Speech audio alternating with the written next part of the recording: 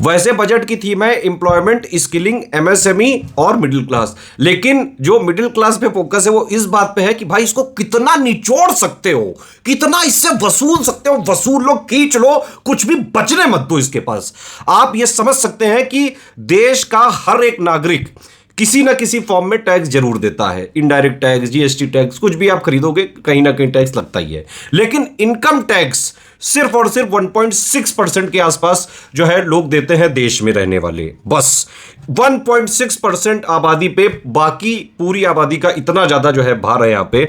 आप इस बात से समझ सकते हैं कि इनकम टैक्स का जो कलेक्शन है इस बार का एस्टिमेटेड जो रखा गया बजट एस्टिमेट, वो कॉर्पोरेट टैक्स से भी ज्यादा हो जाएगा भाई साहब। अभी मैं बताऊंगा कई सारे क्वेश्चंस के माध्यम से। और इसीलिए कई सारी जो पार्टियां आरोप लगाती हैं कि मिडिल क्लास और आम जनता विरोधी जो सरकार पे, वो ऐसे ही आरोप नहीं लगाए जाते हैं। एक और चीज आपको मैं बताऊं कि फॉरेन की जो कंपनी जो कॉर्पोरेट टैक्स देती थी वो अभी तक 40% था, है ना, अब उसको घटा के 35% कर दिया गया। ठीक, दूसरी तरफ जो इंडिया में रहने वाले लोग बेचारे घरों वगैरह में इन्वेस्ट कर देते थे कि भाई घर है, लॉन्ग टर्म जो है प्रॉपर्टी इन्वेस्टमेंट है, हमेशा बढ़ता ही रहेगा, घटेगा तो नहीं। इन्होंने एक इंडेक्सेशन बेनिफिट मिलता था उसमें, जो कि इन्फ्लेशन को एडजस्ट करके उसके बाद जो कैपिटल गेन्स होता था उस पर टैक्स लगता था। अब इन्होंने इंडेक्सेशन वाला बेनिफिट ही हटा दिया। एक एग्जांपल से समझाता हूं मैं। मान लीजिए एक प्रॉपर्टी आपने 100 रुपए की ली, 20 साल बाद आप जो है उसको बेचते हैं और वो प्रॉपर्टी मान लो 500 की बिक रही है। ठीक, तो पहले क्या होता था कि 100 रुपए में आपने ली तो 20 साल बाद उसकी इन्फ्लेशन एडजस्टेड कॉस्ट निकाली जाती थी, वो होती मान लो 450 रुपए। ठीक है, और 500 पे बेच रहा है तो 500 माइनस 450 यानी कि 50 रुपए में 20% long term capital gains tax लगता था। ठीक, वो 10 ही रुपए तो हुआ। अब आप देखिए नया रिजीम कह रहे हैं कि इंडेक्सेशन हटा दिया हमने, सिंप्लीफाई करेंगे क्योंकि सब बिल्कुल सरल सरल होना चाहिए। अब आप ये सोचिए 20 साल बाद आप उसको बेचोगे, 100 रुपए में ली थी, ठीक है, 500 की बेच रहे हो, तो भाई 500 से सीधे सीधे 100 घटाया जाएगा। वो जो इन्फ्लेशन वाला है वो हटा दिया कंपोनेंट, तो 400 रुपए में 12.5% जो है टैक्स लगाया जाएगा, long term capital gains tax. तो पहले 20% के हिसाब से लगता था 10 रुपया, ठीक है, अब आप 400 का 12.5% निकालोगे तो आएगा 50 रुपया, यानी कि 40 रुपया ज्यादा। आप समझ रहे हो कि ये कितना जो है वैसा फैसला साबित होगा। आप देखिए पूरा हाहाकार मचा हुआ है, मार्केट भी बिल्कुल डाउन जाने लगी है। कई लोग इसको समझ ही नहीं पाए होंगे, मैंने बहुत आसान भाषा में समझाने की कोशिश करी है। तो एक तरफ ये इसीलिए लोग मतलब कहने लगे हैं कि भाई घर वालों को, देश वालों को आप निचोड़ निचोड़ के वो फॉरेन कंपनीज का कॉर्पोरेट टैक्स जो कर रहे हो वो हमारे पैसे से जा रहा है। ये जो है चीज़ें ऐसे ही नहीं उठती हैं, ऐसे बहुत सारे चीज़ें हैं। मोस्ट इंपॉर्टेंट फैक्ट्स जो है जितने भी बजट में है वो सब मैंने इन क्वेश्चंस में कवर किए हैं। आप इनको देखिए, लुत्फ उठाइए। मैं खुद इसको रिकॉर्ड कर रहा हूँ और बहुत दिनों बाद जो है बजट वगैरह आया है। आप लोग बोले तो देखो बजट का पापा वीडियो तो हम रिकॉर्ड करेंगे, लेकिन आप जो, क्योंकि कई सारे पेड ग्रुप में ही कमिटमेंट्स हैं हमारे, पेड ग्रुप में एक्सक्लूसिवली वीडियोज़ हम देते हैं। यूपी पीसीएस में, आरओ में, बीओ में सारे के ग्रुप चल रहे हैं 2024-25 की तैयारी के लिए। एसएससी का भी जीएस का ग्रुप आ चुका है। हमारे नंबर पर कॉल करके आप ज्ञान सर एडुकेशन से जो है डाउनलोड कर सकते हैं उसको। यूपी पुलिस का भी कोर्स कंप्लीट वाला आ चुका है और आरआरबी वाला भी आएगा। इस वीडियो में 5000 लाइक होने चाहिए। अगर 5000 लाइक हो गए तो बजट का कंप्लीट पापा वीडियो लेमन वाली भाषा में समझाते हुए बना दूंगा। चलो अब इन क्वेश्चंस को देखो और इनमें मैक्सिमम फैक्ट मैंने कवर करने की कोशिश करी है। ठीक है, आओ देखा जाए फिर खेला खेला जाए। चलो पहला जो है ये क्वेश्चन ये है कि बजट में इनमें से कौन कौन सी पॉलिसी अनसर्टेनिटी यानी कि नीति अनिश्चितता के कारण जो ग्रोथ है मतलब उसमें डाउनसाइड रिस्क बताया जा रहा है और इन्फ्लेशन वगैरह जो है बढ़ने के चांसेस बताए जा रहे हैं, वही बोलते हैं अपसाइड रिस्क टू इन्फ्लेशन। कौन कौन से हैं इसमें? तीनों ही होंगे, डी है इसका आंसर। ठीक है, elevated asset price, political uncertainties और शिपिंग डिस्ट्रप्शंस। वैसे ही कॉमन सेंस वाला भी थोड़ा क्वेश्चन है, डी है इसका आंसर है। बताइए सेकंड क्वेश्चन, 4 मेजर कास्ट कौन कौन सी मेंशन करी गई हैं इंटरिम बजट में? इंटरिम बजट आया था, उसके बाद ये जो है ओवरऑल पूरा बजट आया है। बताइए कौन कौन सा इसमें है, जल्दी आंसर दीजिए। इसका आंसर है डी, कोई भी इनमें से कास्ट नहीं है, ये वाली कास्ट है। गरीब यानी कि पुअर, महिलाएं यानी कि वुमेन, युवा यानी कि यूथ और अन्नदाता यानी कि फार्मर। नेक्स्ट क्वेश्चन, बजट में 9 प्रायोरिटीज़ के बारे में बताया गया। बताइए छाट पाएंगे इनमें से कौन सी नहीं है वो प्रायोरिटी? 4 ऑप्शन दिए हैं आपके सामने, 2 सेकंड लेके जल्दी छाटिए, बताइए जल्दी कमेंट करके। और इसका आंसर हो जाएगा बी, फाइनेंशियल सिक्योरिटी की बात नहीं करी थी भैया, एनर्जी सिक्योरिटी की बात करी थी, इसीलिए प्रायोरिटीज़ को ध्यान से देखना है। 9 प्रायोरिटीज़ हैं, ध्यान से देख लीजिए। प्रोडक्टिविटी और resilience in agriculture, employment skilling और इंक्लूसिव ह्यूमन रिसोर्स डेवलपमेंट और सोशल जस्टिस, मैन्युफैक्चरिंग सर्विसेज और urban development, energy security, infrastructure, innovation, research and development और नेक्स्ट जनरेशन रिफॉर्म्स।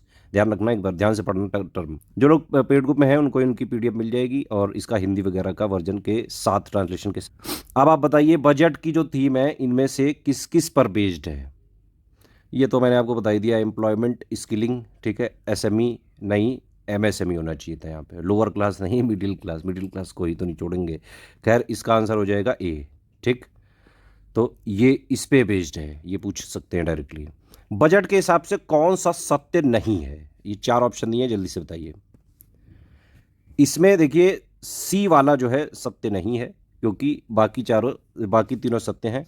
109 हाइल्ड और क्लाइमेट रिलिएंट वैरायटी जो है डेवलप करी जाएंगी, रिलीज करा जाएगा 32 फील्ड और हॉर्टिकल्चर क्रॉप्स के लिए, तो ये सही है। ये नंबर याद रखिएगा ज़रूर, ठीक है। किसानों द्वारा खेती के लिए 32 खेत और बागवानी फसलों की 109 नई उच्च उपज वाली, ठीक है, और जलवायु लचीली किस्में जारी करी जाएंगी। अगले 2 साल के अंदर 1 करोड़ से ज़्यादा जो किसान हैं उनको ऑर्गेनिक और जो है नेचुरल फार्मिंग वगैरह के में लाया जाएगा। ये 20,000 नहीं, ये 10,000 आवश्यकता आधारित जैव इनपुट संसाधन केंद्र स्थापित किए जाएंगे, ठीक है। और नाबार्ड के माध्यम से जो ये श्रिम्प फार्मिंग होती है और इसका एक्सपोर्ट, इसको फैसिलिटेट किया जाए। तो इसका आंसर हो गया सी, ठीक है। 20,000 नहीं, ये देखो यहाँ भी गलत लग गया, ये 10,000 है। देखिए, ये क्वेश्चन आपको मिलेंगे कहीं नहीं, क्योंकि मैंने बनाए हैं। बाकी यूट्यूब में जो लोग देख रहे हो, जो हमारे चैनल से हर चीज़ कॉपी करते हैं, वो लोग बजट वगैरह भी कई लोग दे नहीं पाते हैं, इसीलिए तो जो भी कॉपी कट यूट्यूबर्स हैं यहाँ से देख के कॉपी कर सकते हैं और 1 मिलियन व्यू पा सकते हैं। खैर, मुझे तो कितने मिलेंगे ही। एग्रीकल्चर और एलाइड सेक्टर यानी कि कृषि और संबंध क्षेत्र के लिए कितना प्रावधान किया गया बजट में? जल्दी बताओ कमेंट करके। इसका आंसर है सी, 1.52 lakh crore. National cooperation policy यानी कि राष्ट्रीय सहयोग नीति किससे संबंधित है? अगर ये वाला क्वेश्चन सही बात आप लोग पॉज करके दें और कोई इसका सही आंसर सही बात दे पाए तो बड़ी बात होगी। मुझे लगता नहीं कोई दे पाएगा इसका आंसर। इसका आंसर है डी, क्योंकि यहां से ना कंफ्यूजन हो रहा है कि कॉपरेशन किस चीज़ का। भाई, क्या पॉलिटिकल पार्टीज के बीच में भाई ऐसी पॉलिसी क्यों लाएगा कोई बजट में? यार, थोड़ा कॉमन सेंस लगाओ, कोऑपरेटिव सेक्टर के लिए ये, ठीक है।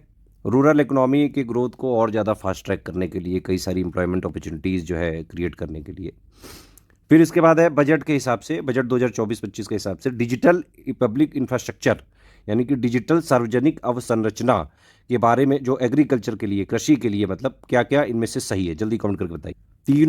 तीनों स्टेटमेंट यहाँ पे सही होंगे, डी इसका आंसर है, ठीक है। जन समर्थ बेस्ड किसान कार्ड भी इशू किए जाएंगे, क्रॉप सर्वे किया जाएगा, 400 डिस्ट्रिक्ट में डिजिटल क्रॉप सर्वे किया जाएगा, और डीपीआई यानी कि डिजिटल पब्लिक इंफ्रास्ट्रक्चर बनाया जाएगा, जिसमें जो है फार्मर्स और उनके लैंड को 3 साल के अंदर कवर किया जाएगा। तो इसका आंसर हो गया डी, ठीक है। चलो अब आगे चलते हैं। अब आप बताओ, इनमें से जो है सबसे ज़्यादा पैसा कहाँ से आएगा, या फिर सबसे ज़्यादा कंट्रीब्यूशन 2024-25 में कौन देगा? अभी मैंने शुरू में इंट्रो में बताया, इनमें से सबसे ज़्यादा देगा इनकम टैक्स। इनकम टैक्स वालों को ही तो जो है निचोड़ा जा रहा है हर तरीके से। देखो, आंसर इसका ये है। ये वाला डायग्राम बहुत ज़रूरी होता है, हर बार आता है। अब हालांकि ये है ज़रूर, लेकिन ये नंबर 2 पे ही है। सबसे ज़्यादा तो हम उधारी लेते हैं, वो मैंने ऑप्शन में दिया नहीं था। तो भैया, सबसे ज़्यादा पैसा आएगा उधारी से, समझ रहे हैं, 27%। सेकंड पे आ गया है हमारा इनकम टैक्स। निचोड़ दो बिल्कुल इसको सर। इसको सरकार का टारगेट इंटरनली, मुझे लगता है किसी ना किसी 2-3 साल के अंदर इसको फर्स्ट पे लाना है। क्यों उधारी ली जाए जब अपने 1.6% लोग हैं, इनको और निचोड़ दो। अपने देश में एक ये चीज़ है कि भाई, अगर आप नहीं कमा रहे हो तो फिर आप ज़्यादा फायदे में हो, क्योंकि सरकार गरीब कल्याण योजना में राशन वगैरह दे ही देती है, आवास योजना में घर वगैरह दे ही दे रही है, और बहुत सारी योजना में राशन कार्ड बनवा लो, गैस ले लो, सब ले लो।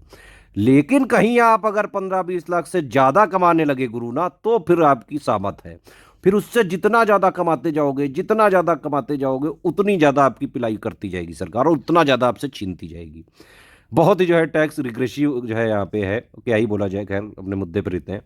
तो सबसे ज़्यादा पैसा आता है बोरोइंग पे, फिर जो है इनकम टैक्स, नंबर 3 पे जीएसटी वगैरह है, नंबर 4 पे कॉर्पोरेशन टैक्स है, 4 जो है करीबन आप जरूर याद रखिए, बाकी ये फिगर इंपॉर्टेंट है। फिर यह सबसे ज़्यादा पैसा खर्चा कहाँ किया जाएगा? बताओ जल्दी कमेंट करके। इसका आंसर हो जाएगा A, state share of taxes and duties, ठीक है। ये दोनों इंपॉर्टेंट होते हैं, थोड़ा देख लिया करो एक बार। 20% देखो यहाँ खर्चा किया जाएगा। सेकंड नंबर पे इंटरेस्ट, भाई इतना उधारी ले ही रहे हो नंबर 1 पे, तो पैसा भी तो ब्याज देना पड़ेगा ना, कि नहीं दोगे? सेकंड नंबर पे हो गया। फिर थर्ड नंबर पे ये वाला हो गया अपना सेंट्रल सेक्टर स्कीम वगैरह का है, ठीक है। सब्सिडी वगैरह पे 6% और देख सकते हैं आप एक बार। खैर नेक्स्ट क्वेश्चन पे चलते हैं। बजट के एस्टिमेट के हिसाब से फिस्कल डेफिसिट कितना जो है अनुमानित है, जीडीपी का कितना परसेंट अनुमानित है? तो इसका आंसर हो जाएगा सी, 4.9%। अब ये देखिए ज़रूरी है, जो ये डेफिसिट स्टैटिस्टिक्स है आप इसमें देख सकते हैं, सबसे इंपॉर्टेंट यही है फिस्कल डेफिसिट 4.9% ऑफ अपनी जीडीपी, क्योंकि इंडिया की बात कर रहे हैं। तो ये कितना हो गया? इकाई दहाई सैकड़ा हज़ार 10,000 लाख 10 लाख 16 लाख करोड़ है, समझ रहे हो आपकी नहीं? रेवेन्यू डेफिसिट 1.8% और effective revenue deficit 0.6%, primary deficit 4.5 lakh crore या फिर 1.4% ऑफ जीडीपी। अच्छा एक चीज़ और है, कई लोगों को मैं वीडियो देखा, उनको बजट पढ़ा डाला, यही नहीं बताया बजट है कितने का। भाई बजट कितने का है ध्यान रखना, 48.2 लाख करोड़ का बजट है, ठीक है। 48.2 लाख करोड़ जो है सरकार को ख़त्म करना है, यानी कि एक्सपेंडिचर करना है, वही है टोटल बजट। उतना किसी ना किसी तरह सरकार लाई आएगी। हालांकि उनकी जो रिसिप्ट है वो काफ़ी कम है, 30-32 लाख करोड़ के आसपास है, बाकी वो अपना ले लेती हैं, कोई टेंशन वाली बात नहीं है। एक और चीज़ कि फिस्कल डेफिसिट हमारा 4.9% ज़रूर है, तो भैया वो हम कैसे सोर्स करते हैं, ये बड़ा इंपॉर्टेंट क्वेश्चन आ जाता है एग्जाम में। तो सोर्सेज ऑफ फाइनेंसिंग जो है फिस्कल डेफिसिट में, नंबर 1 है मार्केट बोरोइंग, नंबर 2 पे होता है सिक्योरिटीज़ अगेन स्मॉल सेविंग, हर बार मैं बताता हूँ, आपको याद होगा शायद। और फिस्कल कंसोलिडेशन पाथ जो 2021 में अनाउंस किया गया था, वो कहा था कि भाई 4.5% हम अचीव करेंगे। अब फिर से बोल दिया कि अगले साल तक। ये हमेशा यही होता है कि भाई जब टारगेट हर बार ये रखते हैं कि भाई ये हम अचीव करेंगे, लेकिन हर बार यहाँ पे हम ख़त्म करते हैं, तो ये कहते हैं चलो इसको हटाओ, ये टारगेट है अब हमारा। तो मतलब टारगेट अगर पूरा ना कर पाओ तो उसका बेंचमार्क ही बढ़ा दो, ये है मतलब कुल मिला के। बजट के हिसाब से बताइए जल्दी कि ग्रॉस टैक्स रिसिप्ट कितना परसेंटेज ऑफ जीडीपी है, जीएसडीपी निकल रहा है बार बार, जीडीपी है, ठीक है। तो इसका आंसर हो जाएगा डी, नन है यहाँ पे। इसके लिए भी एक बड़ा महत्वपूर्ण ये डायग्राम है, आप देखिए इसको। 6.8% हमारा डायरेक्ट टैक्स है और इनडायरेक्ट टैक्स है 5%। तो ग्रॉस टैक्स रिसिप्ट जो हो गया 11.8% ऑफ जीडीपी हो गया, डी इसका आंसर। इसका बताइए कि बजट के हिसाब से हाईएस्ट एलोकेशन किस स्कीम को जो है किया गया है। मैं पक्का शर्त लगा के बता सकता हूं कि आप लोग गलत करोगे क्वेश्चन। मैक्सिमम लोग सोच रहे होंगे कि इसका आंसर मनरेगा है, नहीं है इसका आंसर मनरेगा। इसका आंसर है प्रधानमंत्री गरीब कल्याण योजना। समझ रहे हो कि नहीं? ये देखो, ये है प्रधानमंत्री गरीब कल्याण योजना। अब अगले 5 साल के लिए और भैया कर दी गई है, जो है आगे बढ़ा दी गई है, तो फिर 2 लाख करोड़ रुपए इसी में जा रहा है। नंबर 2 पे जो है मनरेगा है, अगर वैसे देखा जाए बड़ी स्कीम के लिए। अगर ये ऑप्शन में ना हो तो मनरेगा होगा, ठीक है, ध्यान रखना। फिर अपना जल जीवन मिशन है और ये कृषि सम्मान वगैरह है। अब ये जो एक पिक है, इसमें यूरिया सब्सिडी को भी इन्होंने लिख दिया है। इसको कोई स्कीम नहीं मानते हैं, हालांकि ये देनी तो पड़ती है। अच्छा सब्सिडी में ध्यान रखना, फूड, फर्टिलाइजर और फिर उसके बाद पेट्रोलियम, एफएफपी, ये फॉर्मूला याद रखना है, कई सालों से चला आ रहा है। सब्सिडी पूछे सबसे ज़्यादा कहाँ में, किस सेक्टर में जाती है? भाई फूड में सबसे ज़्यादा। अनाज वनाज ऐसे थोड़ी ना मिल जाता है। फिर फर्टिलाइजर और फिर है पेट्रोलियम, ध्यान रखना ये चीज़ बड़ा इंपॉर्टेंट। चलो मिनिस्ट्री वाइज बताओ सबसे ज़्यादा किसके लिए आवंटित किया गया है? इसका भी आंसर गलत दोगे इसका आंसर हालांकि, अच्छा इसका हिंदी में ही गलत लिख दिया गया है, चलो इसका ऐसे ही देख लो भाई। मिनिस्ट्री वाइज सबसे ज़्यादा किया गया allocate ministry of defence, B है इसका आंसर, ठीक है। तो मिनिस्ट्री ऑफ डिफेंस को 6.2 लाख करोड़ टोटल मिला के जो है मिला है, और ये मिनिस्ट्री वाइज किसी भी मिनिस्ट्री के लिए हाईएस्ट है, ठीक है। ये जो है 12.9% ऑफ बजटरी एस्टिमेट है, ये ध्यान रखना। इंफ्रास्ट्रक्चर डेवलपमेंट के लिए कितना एलोकेशन किया गया है? 11,11,111 करोड़ का कैपिटल एक्सपेंडिचर होगा इसमें, 3.4% ऑफ जीडीपी, ठीक है। ओवरऑल आप देख सकते हैं किस मिनिस्ट्री को कितना मिला, डिफेंस मिनिस्ट्री को 6.2 लाख करोड़। तो मिनिस्ट्री वाइज अगर हाईएस्ट पूछेंगे तो कौन सी मिनिस्ट्री है? डिफेंस मिनिस्ट्री, ध्यान रखना। और स्कीम वाइज में गरीब कल्याण, अगर गरीब कल्याण ना ऑप्शन दिया हो तो मनरेगा है, ठीक है। मिनिस्ट्री ऑफ रूरल को 2.65 लाख करोड़, एग्रीकल्चर को 1.52 समथिंग, और बाकी होम अफेयर्स ये सब है। और एजुकेशन को भी अभी तक का हाईएस्ट एलोकेशन दिया गया है 1.25 लाख करोड़ का। तो ये एक बार देख सकते हैं, हेल्थ को जो है 89,000 समथिंग का, ठीक है। अब एक क्वेश्चन मैं आपसे पूछता हूँ कि इंडिया के जो एजुकेशन पे जो खर्च होता है, इकोनॉमिक सर्वे लेटेस्ट डेटा के हिसाब से बताना कितना परसेंटेज ऑफ जीडीपी होता है वो। एजुकेशन पे बताइए, हेल्थ पे बताइए, डिफेंस पे बताइए, कमेंट करके बताइए जल्दी, सही आंसर दीजिए। अब बजट के हिसाब से ये वाला बताओ, इनमें से कौन सा ऑप्शन सही है? जल्दी से बताओ। तो इसका आंसर जो है वो है डी, चारों सही है। ये मैंने पहले ही शुरू में बता दिया आपको, कॉर्पोरेट टैक्स फॉरेन कंपनी पे रिड्यूस कर दिया गया है। Short term capital gains tax को 20% कर दिया गया है, लॉन्ग टर्म को 12.5% कर दिया गया है। लेकिन बात वही है कि भाई इंडेक्सेशन बेनिफिट हटा दिया गया है, इसके चक्कर में बवाल मचा हुआ है। एसटीटी को 0.02% कर दिया गया है। डी है इसका आंसर। नेक्स्ट जनरेशन रिफॉर्म की बहुत बात हुई है, बताइए इनमें से कौन कौन से नेक्स्ट जनरेशन रिफॉर्म्स हैं। चारों ही है इसमें, एनपीएस वात्सल्य का भी है, और unique land parcel identification number, और भू आधार मिलेगा सारे लैंड्स के लिए, प्लस जो है जलवायु वित्त के लिए वर्गीकरण किया जाएगा। ठीक है, ये वाली जो है आप जरूर जो है एक बार पढ़ लीजिए, बाकी जब पूरा बजट जो है कराऊंगा तब इसको एक्सप्लेन करेंगे सही से। आप बताइए पूर्वोदय जो है वो कौन से स्टेट को नहीं कवर करेगा, जल्दी कमेंट करके बताओ। मैं आपको बता रहा हूँ लिख के भी, ये क्वेश्चन भी आप गलत ही टिक लगाओगे। इसका आंसर पता है क्या है? डी, छत्तीसगढ़। क्योंकि ये जो पूर्वोदय है इसमें ईस्टर्न रीजन जो है पूरा डेवलप करने के लिए उसको ऑल राउंड मतलब डेवलप किया जाएगा। उसमें बिहार हो गया, झारखंड हो गया, वेस्ट बंगाल हो गया, उड़ीसा हो गया, आंध्र प्रदेश। वैसे भी बजट में ज़्यादातर चीज़ें तो बिहार और आंध्र प्रदेश को ही मिला है। उसके भी ऑब्वियस रीजंस हैं, आप जानते हैं कोलिशन गवर्नमेंट है, और बिहार के नीतीश जी और आंध्र प्रदेश के चंद्रबाबू नायडू ने जो है सपोर्ट दिया है, तभी तो सरकार बन पाई है। तो खूब जो है हौक हौक के बिहार को दिया गया है और आंध्र प्रदेश को दिया गया है। लेकिन दर्शाया ऐसा गया कि नहीं भाई बिहार को जो है स्पेशल स्टेटस नहीं देंगे। अरे स्पेशल स्टेटस नहीं दिया सर, इतनी चीज़ें तो बिहार ही के लिए कर दी। आप बजट की स्पीच पढ़ो अगर, तो जो है पूरा पूरा पन्ने भर दिए गए हैं आंध्र प्रदेश के प्रोजेक्ट्स के लिए और बिहार के लिए। अच्छी बात है, खैर सरकार भी बचानी है भाई, 4-5 साल चलानी है। खैर तो ये चीज़ें हैं, ठीक है। अब इसके बाद बताइए इनकरेक्ट कौन सा है इस बजट के हिसाब से, जल्दी बताइए कमेंट करके। इसमें गलत है इसका डी, आंध्र प्रदेश को 16,000 करोड़ का नहीं 15,000 करोड़ का जो है पैकेज दिया गया है। इंडिया की इकोनॉमिक ग्रोथ को शाइनिंग एक्सेप्शन बताया गया है, सही है ये। और 3 लाख करोड़ की जो स्कीम्स हैं वुमेन और गर्ल्स महिलाओं के लिए और लड़कियों के लिए करी गई हैं। 100 से ज़्यादा ब्रांचेस पोस्ट पेमेंट बैंक की सेटअप की जाएंगी नॉर्थ ईस्ट रीजन में। ठीक है, ये तीनों बाकी सही हैं। ये 15,000 करोड़ का। चलो इसमें से बताओ जल्दी गलत कौन सा है, इसमें गलत चुनना है।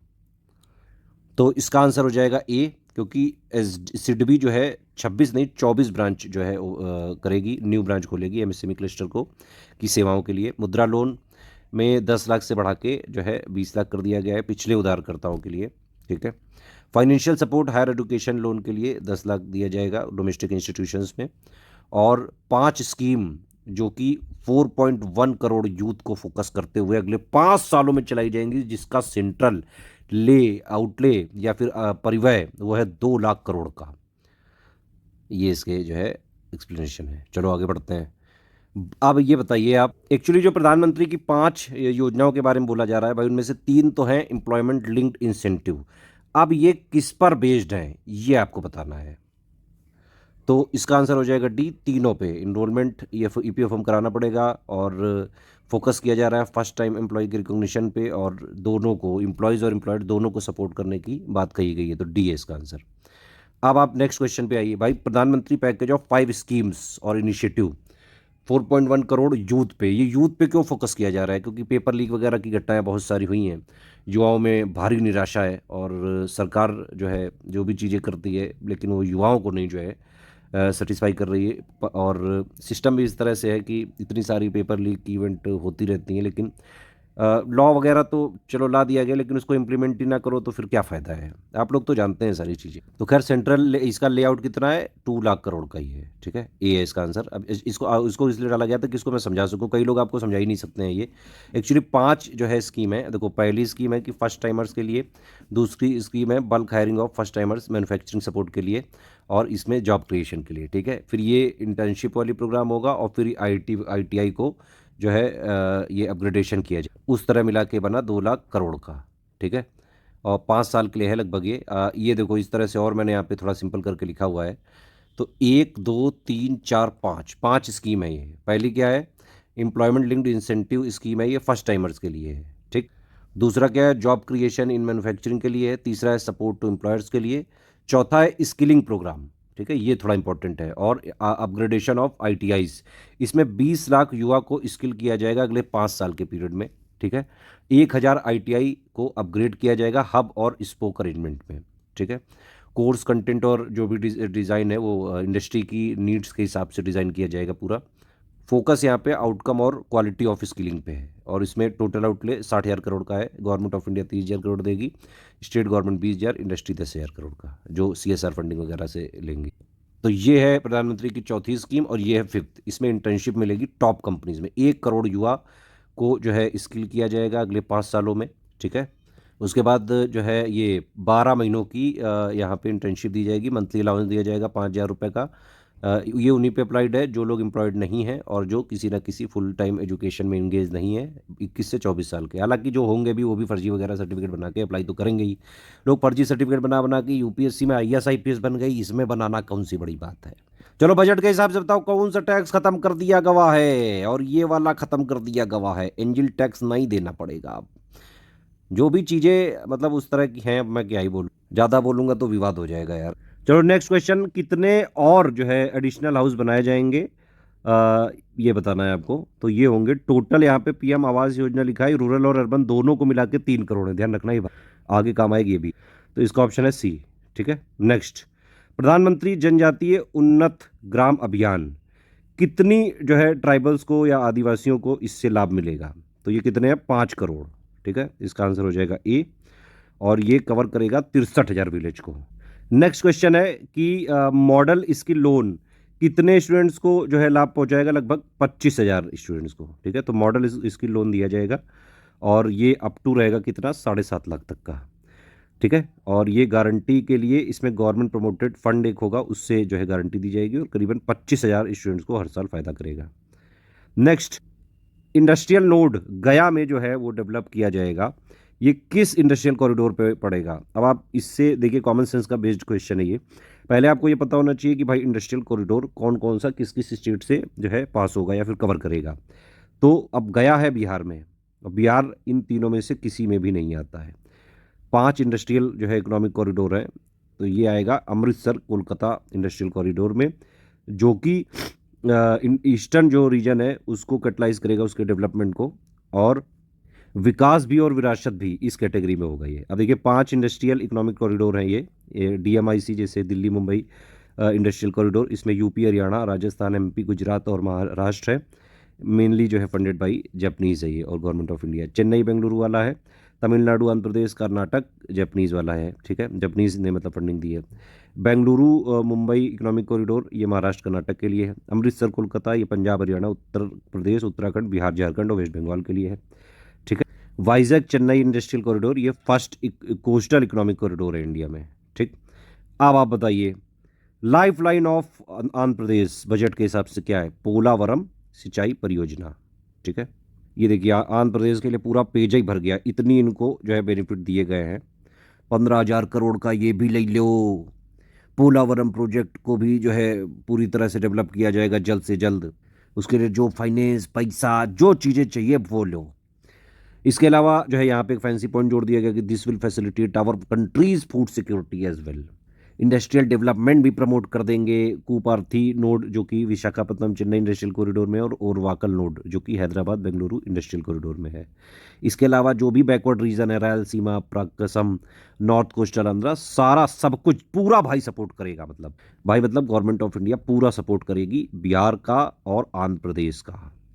अब भाई यूपी ने जो है कम सीटें दी हैं, तो यूपी को बहुत ज़्यादा चीज़ें नहीं मिल पाई भाई केंद्रीय बजट से। बजट में बोला गया है कि भाई जो है ये डेवलप किए जाएंगे प्लग और प्ले जो है इंडस्ट्रियल पार्क्स, कंप्लीट वहाँ पे इंफ्रास्ट्रक्चर सब कुछ डेवलप करा जाएगा। तो ये कितनी सिटी में किया जाएगा, इसका आंसर है D, 12 सिटी में किया जाएगा, ठीक है। 12 इंडस्ट्रियल पार्क डेवलप किए जाएंगे 100 सिटी में, तो इसका आंसर है C है इसका आंसर, ठीक है, ध्यान रखना।